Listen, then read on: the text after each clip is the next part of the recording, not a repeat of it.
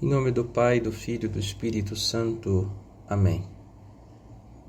Nós vos adoramos, Santíssimo Senhor Jesus Cristo, presente aqui em todas as vossas igrejas que estão reunidas no mundo inteiro, e vos bendizemos, porque pela vossa Santa Cruz remistes o mundo.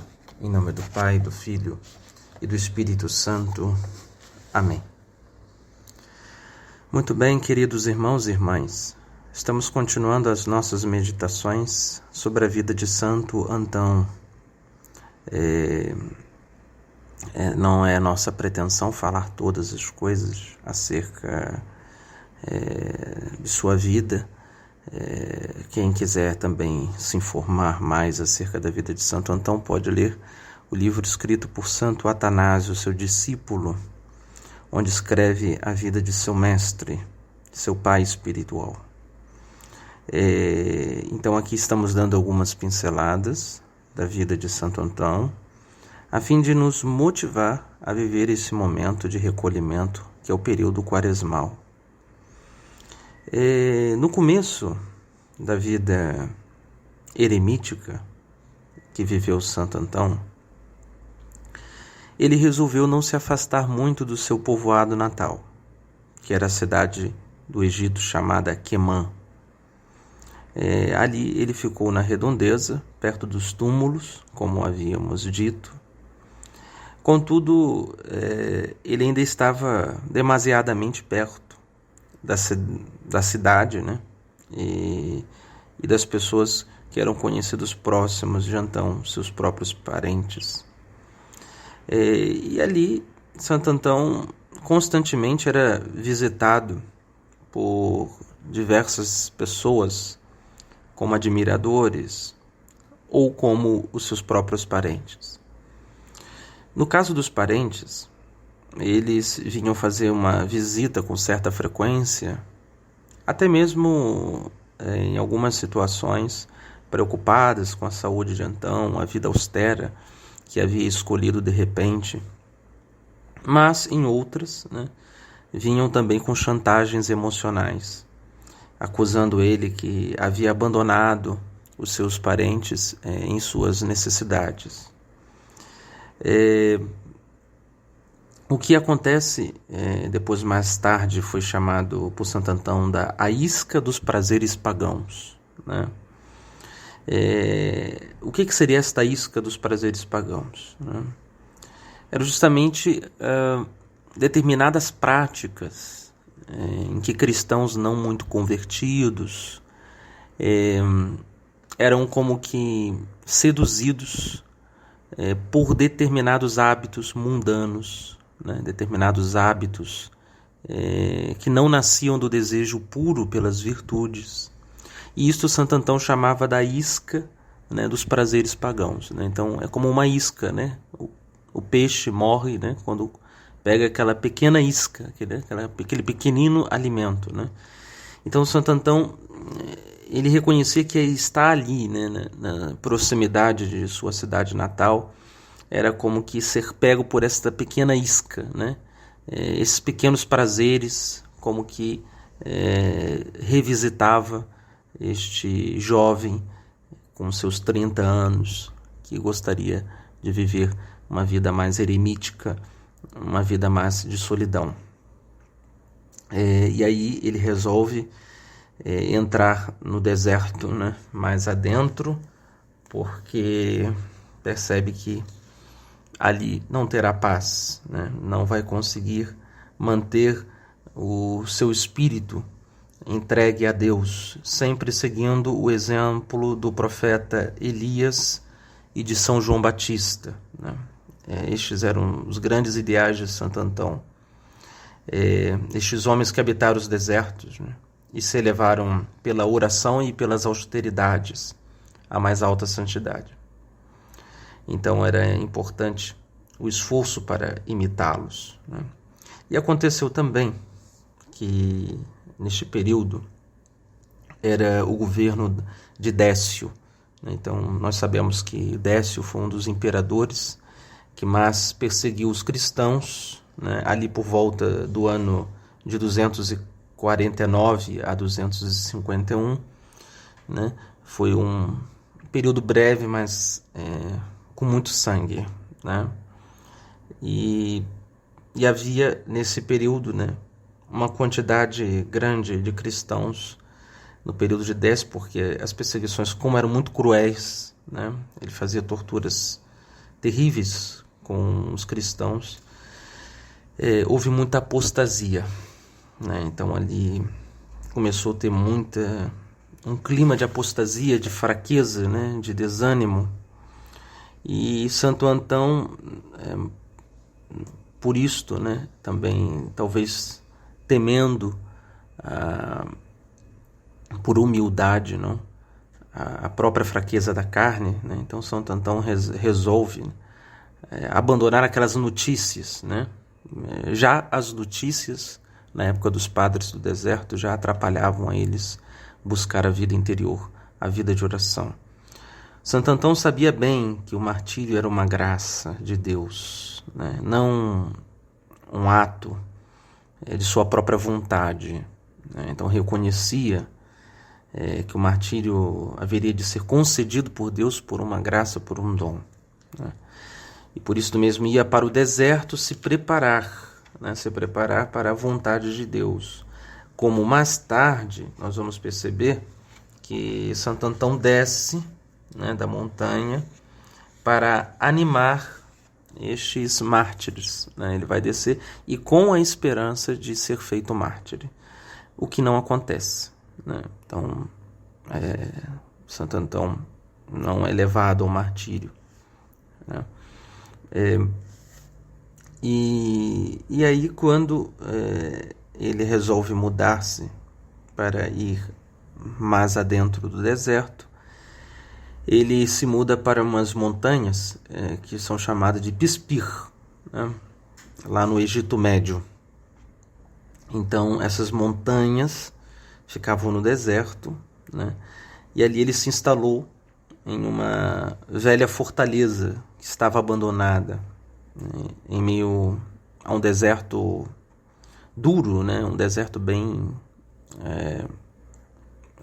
digamos, isolado, né?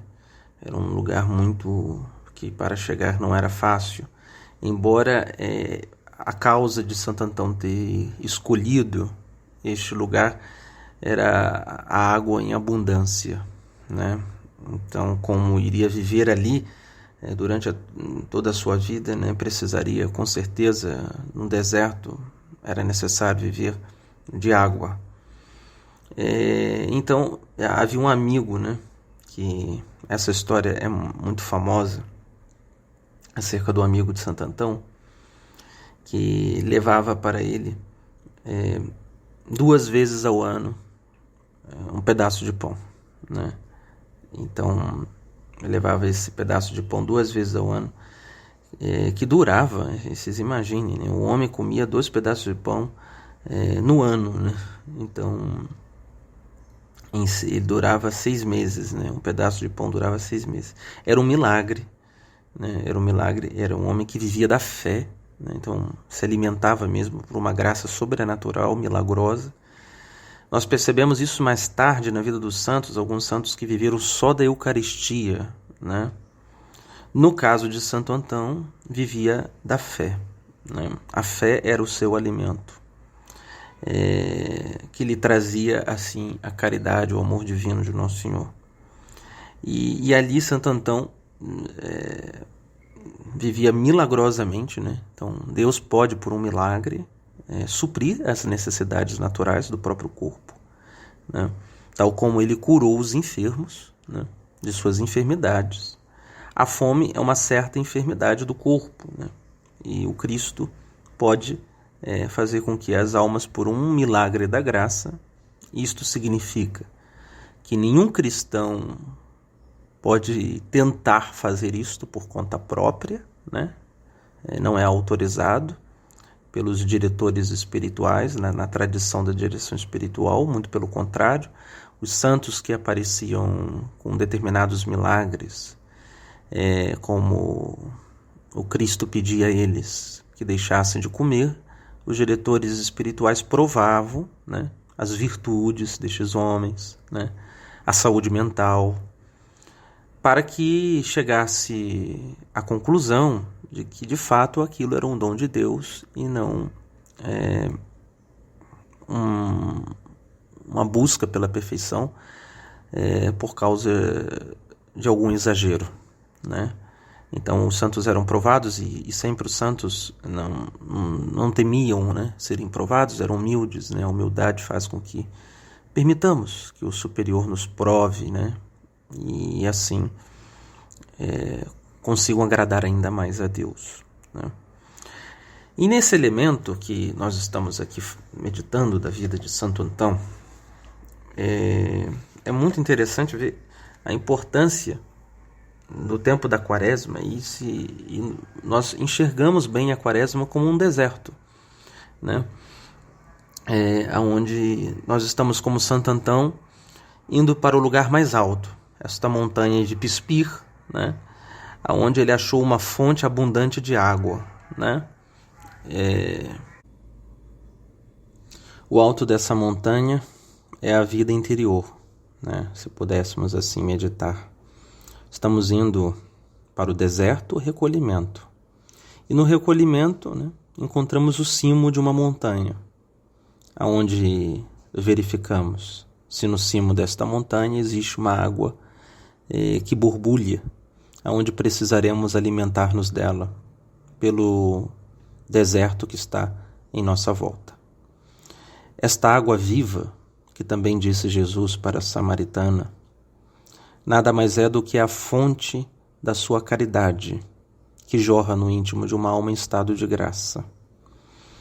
O alto da montanha é o interior de nossas almas, de onde, lá do mais alto, existe uma nascente que jorra, e tal como Santo Antão se alimentava daquela água, para não morrer de sede na aridez do deserto, nós nos alimentamos desta água viva, que jorra lá do cimo da montanha, que nas palavras de Santa Teresa de Jesus é a 7ª morada. Esta água que Jesus havia dito para a samaritana, que ela jorra inesgotavelmente do nosso interior. É uma fonte de água viva. E nesta fonte nós nos refrescamos por causa da aridez e dos combates da vida interior. Por causa até mesmo da aridez que nós estamos submetendo os nossos sentidos nestes 40 dias. Então, muitas pessoas sentem dificuldade na Quaresma porque fizeram uma certa renúncia do celular, das redes sociais, fizeram renúncia de alimentos para mortificar o paladar, fizeram renúncias de diminuir as saídas, né? Onde, tal como Santo Antão se afastou dos seus parentes, porque atrapalhavam a sua mente buscar com pureza a Deus e vinham gerar aflição. Às vezes nós temos que afastar um pouco até das boas amizades, daqueles que temos como com o mesmo amor como se fosse um familiar nosso, né? Então as amizades trazem consigo também um tanto de imperfeição, né? Obviamente, o contrário de contrair amizade com um santo, mas normalmente as amizades elas trazem um tanto daquela isca do prazer que havia dito Santo Antão, né? E que nós somos surpreendidos, né? Como que num anzol, né? Nós somos arrastados para o mundo. E aí a gente se afasta um pouco, né? Nós nos afastamos um pouco para estar mais a sós, né? Uma certa solidão, para perceber esta fonte, né? Esta fonte de água que jorra do alto da montanha, né? Queremos saciar a nossa sede, né? Queremos a consolação que vem de Deus. Tantas coisas nos consolam, né? Mas aparentemente. E quando vamos perceber, nós estamos tão áridos quanto Santo Antão estava em meio àquele deserto, né? E aí a nossa alma ela vai entrando num estado de aridez. Mas só que esse estado de aridez ele não está sendo submetido pelo próprio Deus, né, a alma, porque existem estados de purificação que Deus prova a alma com certa aridez a fim de que ela desapegue de si mesma. Porém, esse estado de aridez não tem nada a ver com a providência, nem com a vontade divina. É um estado de aridez que é provocado por nós mesmos, pela nossa tibieza, pela nossa fraqueza de intenção. Então nós começamos a entrar numa certa aridez, pelo fato de não ir em busca ao alto desta montanha, como Santo Antão subiu na montanha de Pispir e lá achou um lugar fecundo de água que jorrava em meio ao deserto. Esta aridez é provocada por nós mesmos, né? Estamos meio que perdidos, andando no deserto para cá e para lá, não? E infelizmente nós entramos num desânimo, num torpor, né? Que os padres da igreja do deserto chamavam de assídia, né? Esse estado de desânimo espiritual gerado pelo excesso de pecados veniais, que são cultivados por amizades, que são cultivados por uma vida onde nós vivemos com pessoas de hábitos pagãos, né, de costumes que não são elevados criteriosamente pela verdade que se aponta lá na inteligência. Então vivemos em um mundo em decadência, né? Como Santo Antão estava e por isto mesmo se refugiou ao deserto, ou seja, era um mundo decadente, o Império Romano, aquela estrutura toda, né, pagã que o Império Romano havia construído, né, entrava em colapso por causa de uma vida muito mais forte, muito mais elevada, muito mais perfeita, que brotava, né, de dentro dos territórios do Império, que era a vida cristã. Então, era claro que o Império Romano considerava o cristianismo uma grande ameaça para o futuro daquele reinado. E assim, como Santo Antão vivia, né, você vê 6 meses, um pedaço de pão apenas, os santos, eles nos chamam a virtude da temperança, né, a virtude da temperança. E está sendo marcada, né, esses 40 dias com um propósito, por mais que seja pequeno, o propósito que nos colocamos no início da quaresma, mas temos de enxergar que, como Santo Antão viveu com tão pouco esses 6 meses, nós, nesses 40 dias, vivemos com menos do que comíamos, né, normalmente. É claro que não temos a pretensão de chegar ao ponto dos santos, pois isto é um movimento já da graça, e não apenas um movimento da natureza.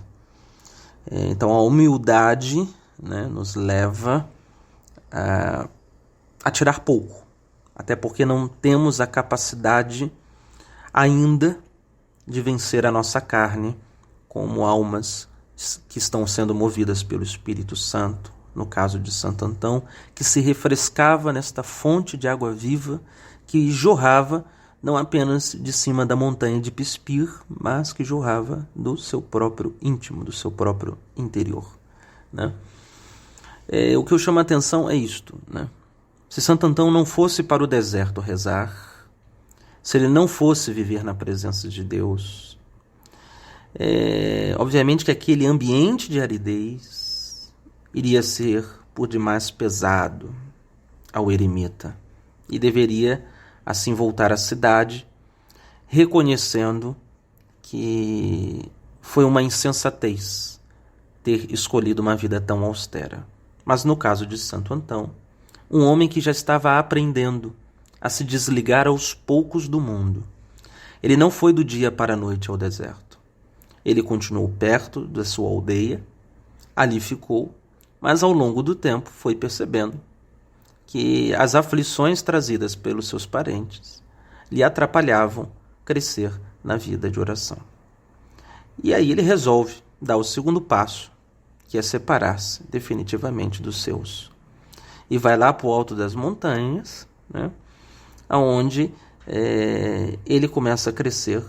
Ali ele tinha por volta dos 35 anos, né, e começa a crescer assustadoramente na vida interior. Nesse lugar, nessa alto dessa montanha, ele passou durante 20 anos sem interrupção. Ficou lá em cima, né? Mas mesmo assim, as pessoas elas vinham pedir conselhos, consolos e milagres, embora não se deixasse ver por ninguém. Por quê? Ele ficou incomodado, que já sabia, assim, as pessoas elas tinham uma falta de sacerdotes que pudessem orientá-las com sabedoria, né? Também no tempo de Antão estava crescendo a heresia do arianismo, estava espalhado por toda a igreja a mentalidade ariana, o clero, né, até o Papa. Na época de Santo Antão havia muito da mentalidade ariana, e que esta mentalidade ariana, que concebia Jesus como uma criatura e não uma pessoa divina, como a fé católica crê, que ele é a segunda pessoa da Santíssima Trindade, é a pessoa do Verbo, né? Ou seja, Deus que assume a natureza humana no útero de Maria Santíssima. Se Jesus fosse uma criatura, o início, né, da existência do Cristo seria na barriga de Nossa Senhora, né? Então, ele começa a existir no seio de Maria. Isto é uma heresia, né? Os arianos acreditavam desta forma, né? Porém, essa mentalidade, né, de que Cristo não era Deus, mas era um tipo de criatura iluminada, né? Um tipo de criatura que tinha os poderes de Deus, né? Confundiu a muitos sacerdotes, né? Confundiu a muitos fiéis, né? Como ao bispo Ário, né? O bispo Ário, que foi aquele que ensinou o seu clero, ensinou o povo, né? E o arianismo ele cresceu muito com os cantos litúrgicos, né? Porque eram cantos mais animados na liturgia, né? Enquanto os fiéis tinham por tradição, né, como o canto gregoriano, né, cantavam apenas com o uso da voz. Os arianos começaram a colocar instrumentos de cordas, por exemplo, né, então fazendo poesias, e aquele tipo de doutrina começou a penetrar, né, dentro da alma dos fiéis. Então, obviamente, que muitos católicos que foram bem instruídos por bons bispos e por bons sacerdotes, né, já se criava no interior da igreja, né, um clima de desconfiança com aquele espírito ariano que pairava sobre a maior parte da igreja, né? E o deserto começou a ser procurado por muitas pessoas, por muitos fiéis, até porque Santo Atanásio, que foi discípulo de Santo Antão, era bispo, que foi um dos grandes a combater o arianismo, falava para os fiéis da vida, da história desses homens do deserto. As pessoas ficavam impressionadas, aquelas que não conheciam, e acabavam elas buscando estes mestres que haviam feito, por exemplo, um Santo Atanásio, né? Se Santo Atanásio impressionavam as pessoas, imagine o que era o Santo Antão, o seu mestre. Então as pessoas queriam buscar, queriam ver, né? Queriam aconselhar-se e queriam ser bem aconselhadas. Este é o problema da heresia, né? A heresia é um erro que se aponta na própria inteligência, ou seja, a inteligência está compreendendo de maneira imperfeita a fé, né?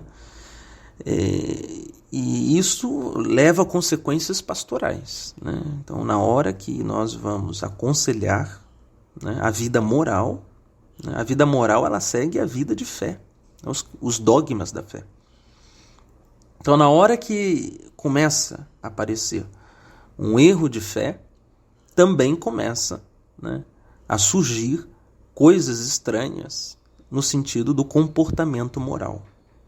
Então as pessoas tinham muita insegurança acerca de sacerdotes, de conselheiros que podiam ter uma mentalidade por demais ariana, né? Ou seja, relativista acerca da pessoa de Jesus, né? Porque a pregação ariana, ao invés de pregar sobre a natureza divina de Cristo, eles pregavam excessivamente sobre a sua natureza humana, né? E no discurso ariano você tem ali, né, Jesus é homem, Jesus é homem, Jesus é homem, Jesus é homem. Sim, Jesus é homem, né? Mas o problema é que o fato de enaltecer a natureza humana de Jesus, no caso dos arianos, era para contrapor a sua natureza divina. Então isso era perverso.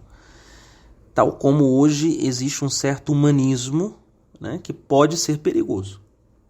Então a gente pode dizer que Jesus foi o maior psicólogo que já existiu. Então são leituras demasiadamente, né, humanas demais acerca de Cristo, né? Porque existem elementos, né, da pessoa do Verbo que não se trata de qualidades humanas, e sim de qualidades divinas, né? A própria onisciência de Deus, né? Então, por exemplo, Jesus tem conhecimento daquelas coisas ocultas, né? Do íntimo. Jesus lia o íntimo dos fariseus, né? Então isso não é próprio de um homem, né? Isso é próprio de Deus. Então podemos reduzir, né, a pessoa do Cristo a uma mera criatura, né? Como os arianos começaram a reduzir a própria missa. Então a própria missa ela perdia, né, aquela dimensão vertical que ela tinha, aquela verticalidade, né? Então a liturgia ela começava a ser mais horizontalizada, né? Então o arianismo ele é muito parecido, né, com os protestantes, por exemplo, né?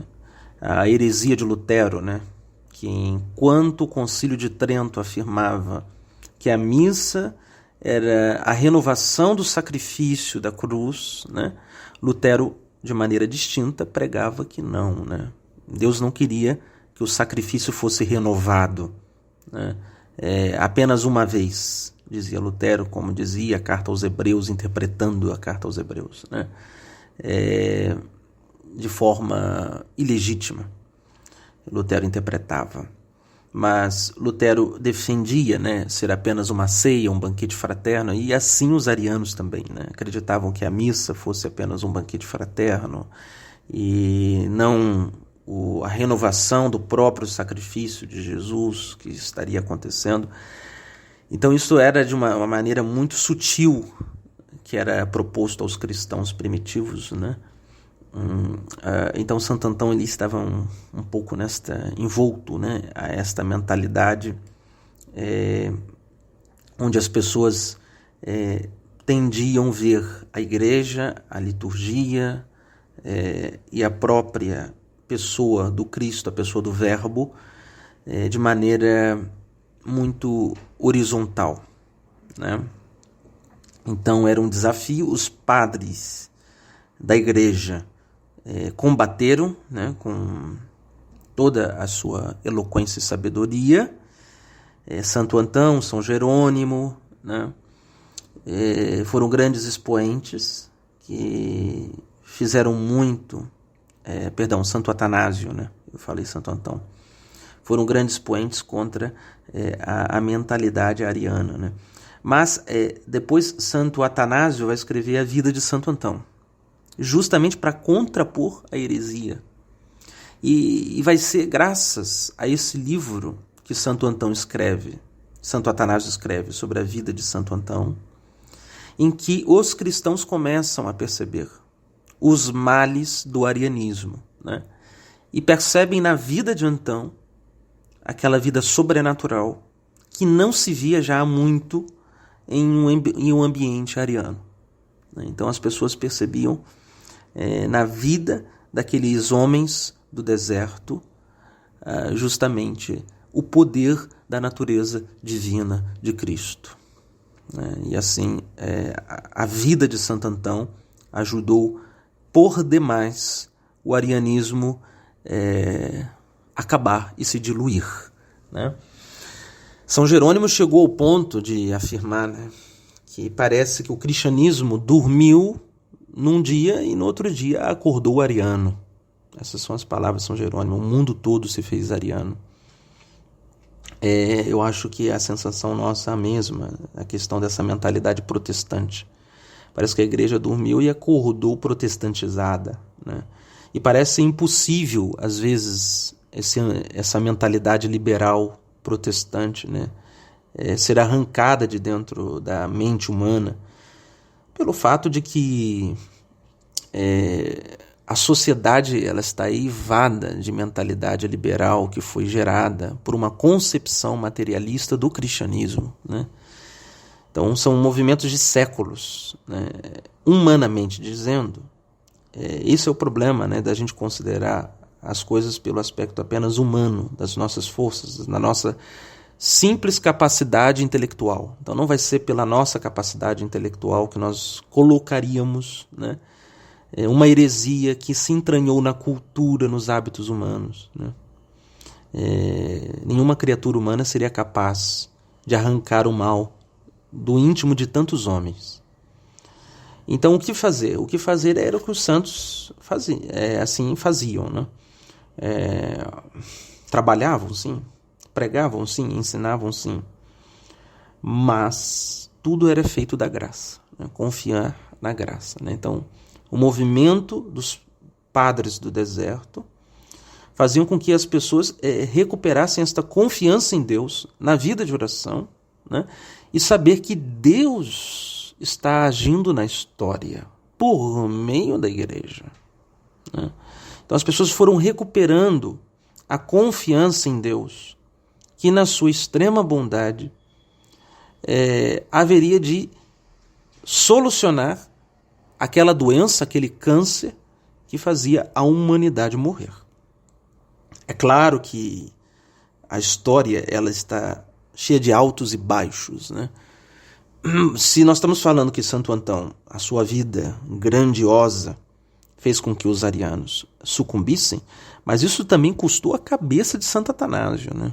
Então Santo Atanásio foi excomungado, né, justamente por ter superiores com mentalidade herética, né? Então Santo Atanásio teve que pagar o preço, disto, pregando o verdadeiro evangelho, a verdadeira doutrina, né, da igreja, teve de pagar o preço para que o Ocidente fosse liberto da heresia ariana. E lá, na vida destes homens que viviam do alto da montanha da oração, viviam de Deus, né?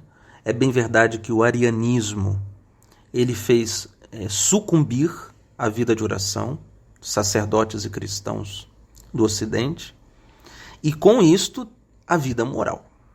Então nós concluímos que a vida moral ela acompanha a vida interior, a vida sobrenatural. Não demorou para que, né, também estes sacerdotes, né, que eram levados pela mentalidade ariana, né, se metessem muito mais numa mentalidade politizada, né? Bispos e até o Papa envolvido com o imperador, né? Que tinha mentalidade ariana, né? E sofrendo pressões do próprio imperador, né?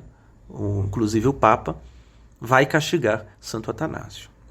Então, os seus superiores levados, né, por um laço político, pois quando a igreja ela vai perdendo a dimensão sobrenatural, a sua vocação sobrenatural, e aqui igreja nós estamos entendendo não a igreja enquanto o corpo místico de Cristo, né, mas os seus membros, né, os membros da igreja, né, aqueles que podem se separar desse corpo, né? Quando nós vamos deixando de aurir, né, daquela vida, né, que corre lá no seio da igreja, né, nós vamos nos aproximando cada vez mais dos poderes politizados, né? Então, cristãos, bispos, sacerdotes podem muito bem deixar-se corromper pelos poderes temporais, né? Quando estes esquecem o poder espiritual que está acima do poder temporal, né? Então, facilmente isso aconteceu na história da igreja, a confusão entre o poder temporal e o poder espiritual, né? Os padres do deserto foram como que um despertar, né, da importância da igreja entender que ela vive da oração. Nesse sentido, o Concílio Vaticano II foi muito feliz, né, quando o Papa Paulo VI, na carta, né, Sacrosanto Concílio, quando fala acerca da liturgia, vai dizer que a igreja ela vive da Eucaristia. A Eucaristia é o centro da igreja, né? Então o Santo Padre ele está demonstrando, né, que mais do que nunca foi intenção dos padres conciliares que enfatizassem que a centralidade das ações humanas, pastorais, elas devem convergir para a vida eucarística, né? Então, isto de fato demonstra a verdadeira vocação que nós cristãos temos de seguir no interior da igreja. Não, isso também não é o mesmo que a igreja deveria ignorar o poder temporal político. Não. É uma forma, como disse até o próprio Papa Francisco, é uma forma de exercer a caridade, né? Está certíssimo isto aí. A igreja, a política é uma das maneiras da igreja exercer a caridade em meio ao mundo, né? Mas agora, é exercer a caridade e não ao contrário, né? Ceder às razões que o mundo está impondo sobre a igreja, e muito menos os superiores eclesiásticos se portarem como súditos dos governantes, como aconteceu na Idade Média e outros episódios na Revolução Francesa.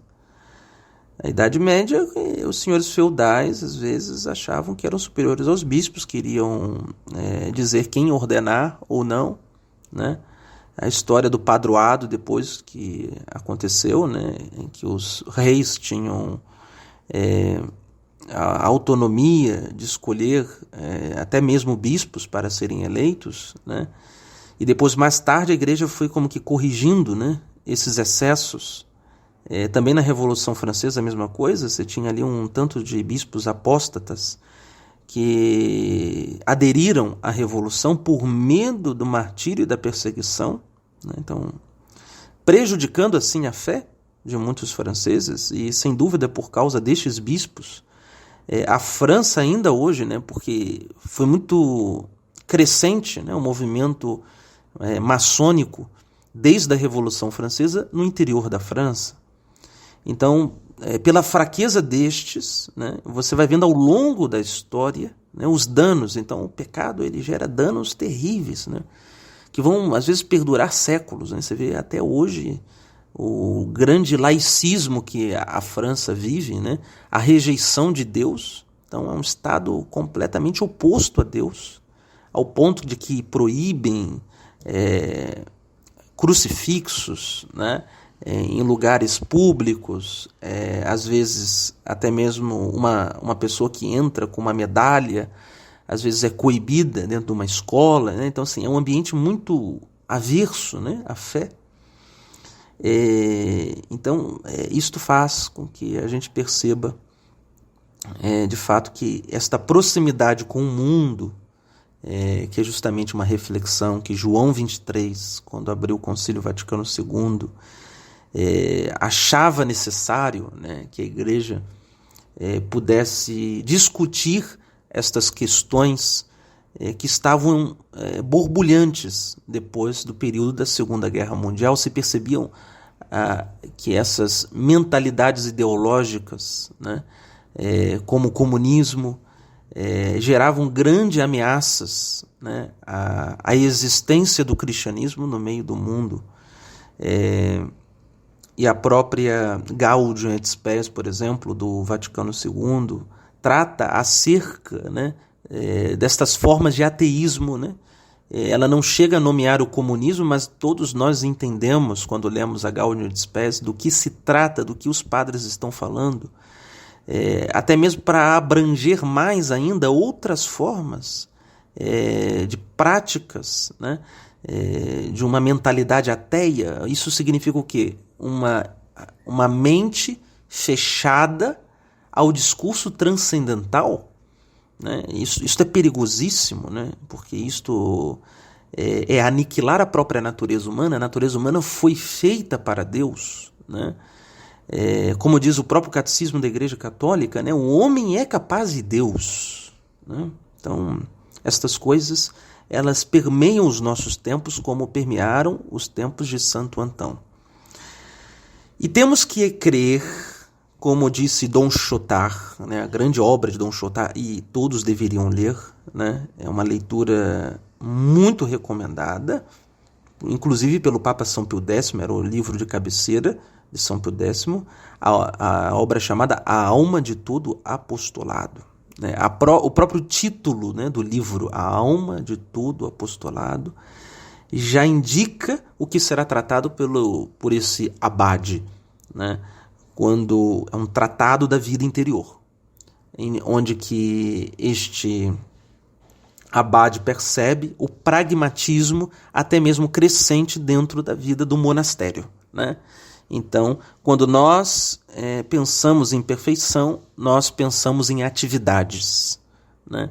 Então, na Alma de Todo Apostolado, Dom Chotard vai tentar recuperar justamente esta pureza da fé que era vivida pelos santos, em que a santidade ela não é um pragmatismo, e muito pelo contrário, a santidade é o fazer de Deus em nós, né? Então é um certo ócio, né? Uma certa ociosidade, né?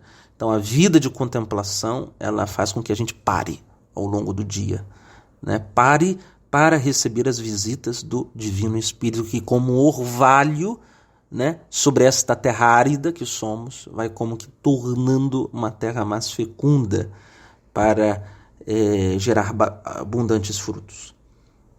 Então, a alma de todo apostolado é a oração, né, a oração.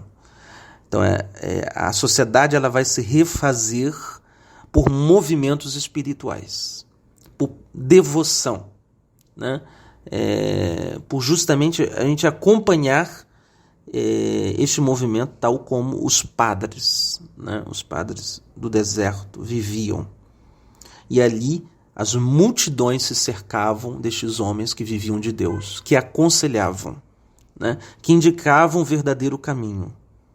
Já eram chamados no tempo de Santo Atanásio, até por causa de Santo Atanásio, por exemplo, os padres do deserto já eram chamados de radicais, pelos que tinham tendência ariana, né?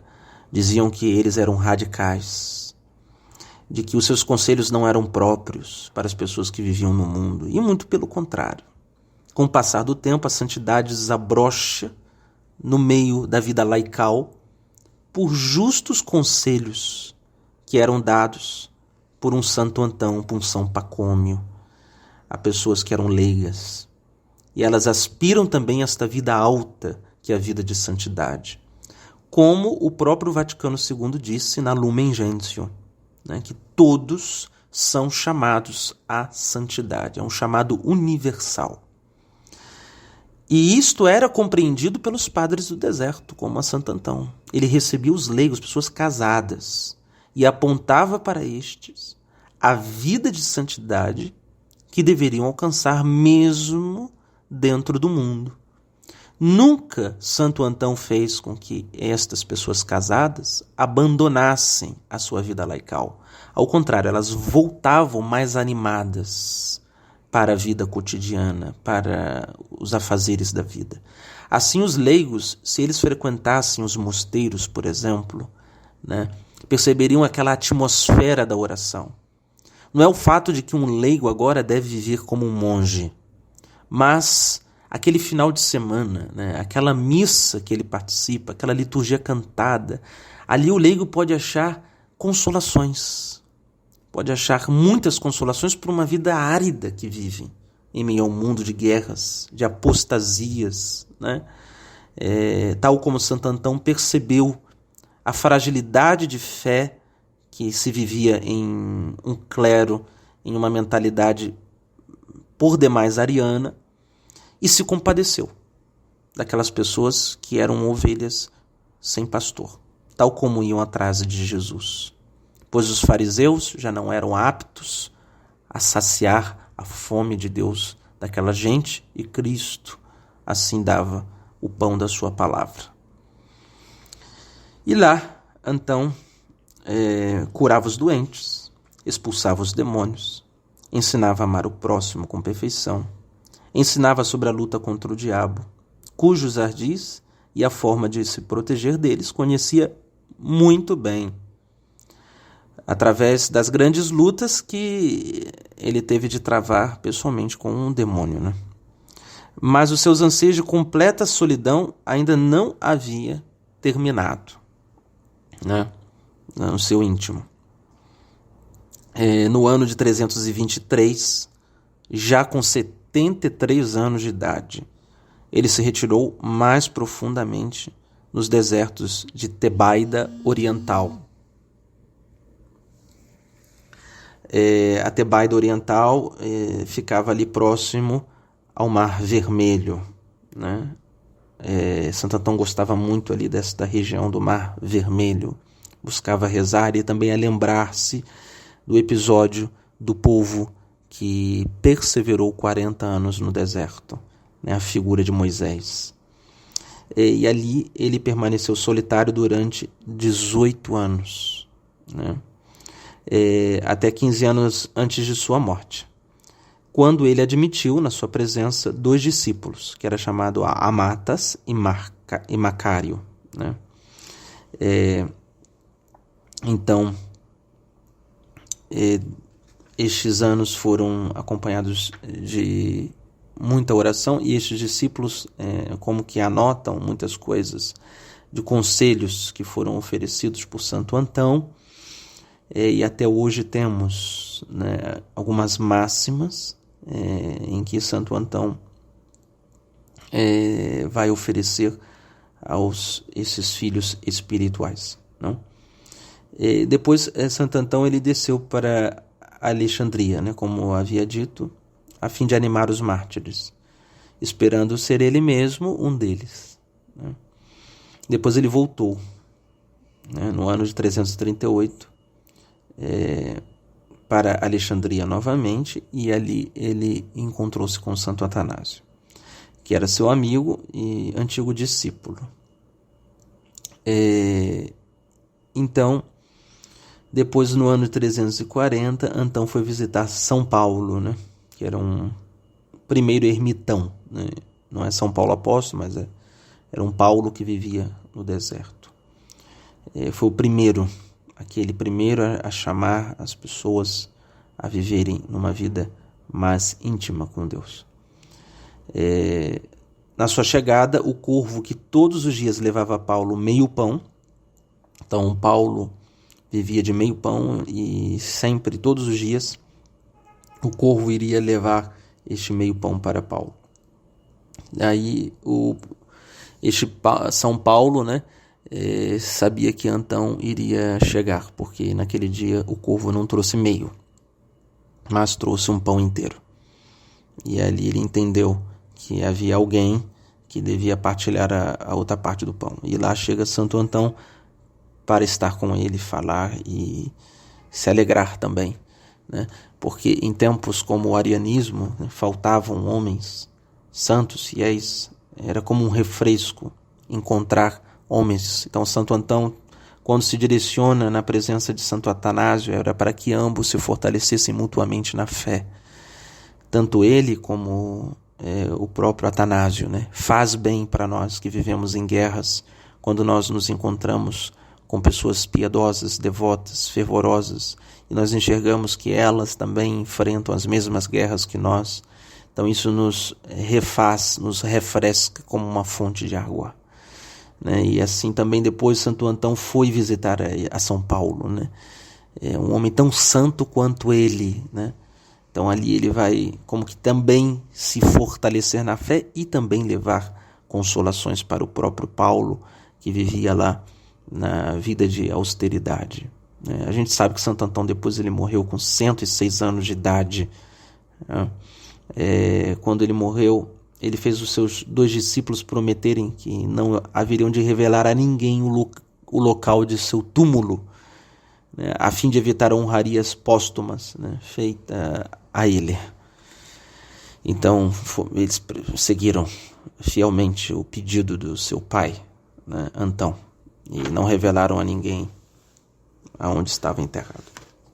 Bom, esta foi um pouco longa, esta caminhada que fizemos aqui, mas com alguns conselhos baseados, né, na vida de Santo Antão, dos queridos irmãos e irmãs, nesta quaresma, e aprendamos com os padres do deserto, os pais que viviam nesta vida, né, do deserto, que o movimento que nós precisamos, além de ser um movimento apologético, apostólico, né, nos tempos atuais, nós precisamos, acima de tudo, um movimento de vida interior. Precisamos de leigos, sacerdotes, bispos, né, que amem a vida de oração, né, e que a gente possa entender este desejo expresso pelo Sagrado Concílio, né, Vaticano II, quando fala que a igreja ela vive da Eucaristia, né? Redescobramos esta vida neste deserto, né? Nesta vida interior silenciosa de recolhimento, né? Que a gente possa descobrir, né? Tal como os fiéis povoavam o deserto à busca destes conselheiros espirituais, os fiéis possam procurar bons sacerdotes, possam procurar a viver, mas afastados das aflições do mundo, né? Então, assim, não alienados. Escutemos notícias? Sim, mas com certa temperança.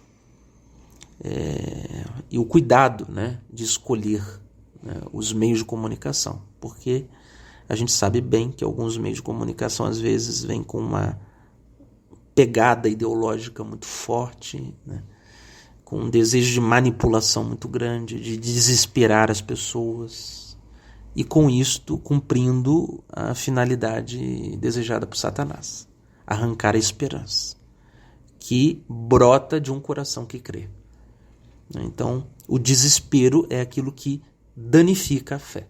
Porque se a fé foi feita para produzir a esperança, né, o desespero foi feito para produzir, né, a descrença, né, foi feito para arrancar da alma aquela confiança fiducial que é produzida por quem acredita em Deus.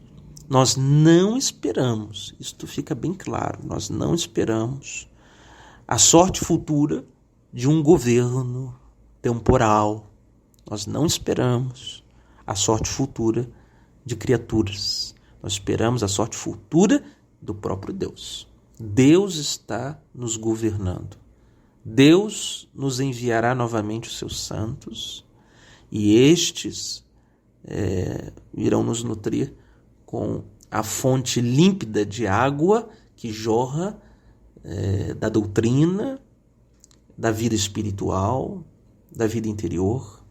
E graças a Deus nós poderemos entrar nesses ambientes como as multidões entravam no deserto para serem nutridas pela meditação do Evangelho, para que pensem na salvação de suas almas, na via de perfeição. Então, aonde você mora, procure, se há algum mosteiro, lugares de vida religiosa, né? Frequente esses lugares, esses ambientes. E com certeza, Carmelos, por exemplo, isto vai ajudar bastante